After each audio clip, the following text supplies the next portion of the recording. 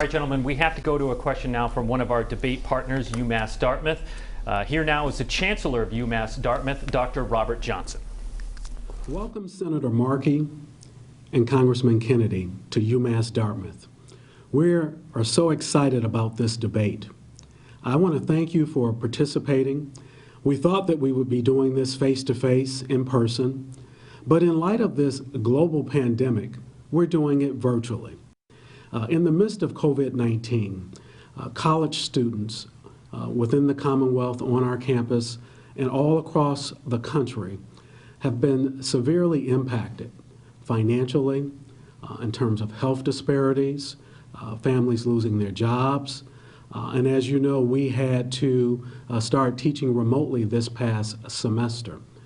As we go forward and as we think about higher education and the support that the families will need in order to earn their college degrees, what will each of you do to ensure that college students have the support that they need financially and in any other way to complete their college degree?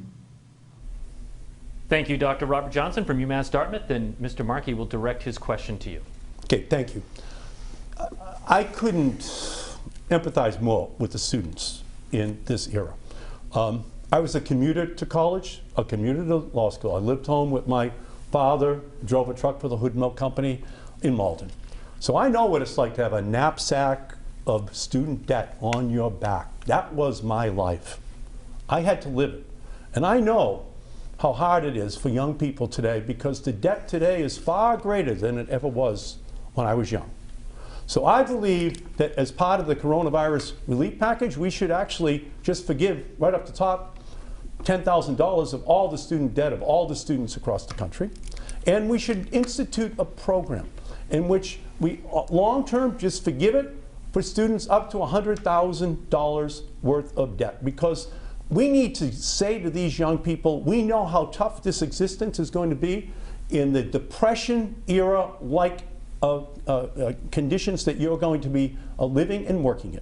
And I think that we have to guarantee to them that we're going to relieve them of that burden, and we're going to open up, and this is where the Green New Deal would come in, because if we get a Green New Deal, it's going to create millions of new jobs that are going to give the opportunities to this current generation of young people to move out and to deploy that energy system that is going to save the planet and at the same time create those millions of new jobs for them to be able to work. Thank you, Mr. Markey. Mr. Kennedy?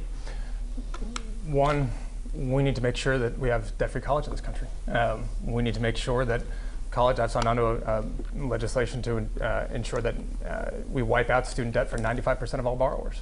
And the reason why it's 95% is I don't think for folks that can afford it that other taxpayers should be paying for my kids' education.